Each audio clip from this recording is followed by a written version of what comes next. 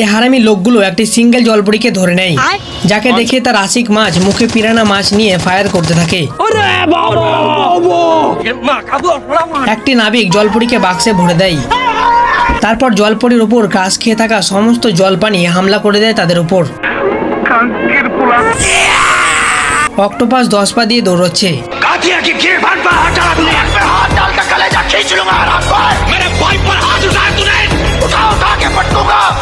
তারপর কাঁকড়াগুলোকে তারা মিসাইল বানিয়ে আকাশ থেকে ফেলতে থাকে। ओ भाई ये क्या है?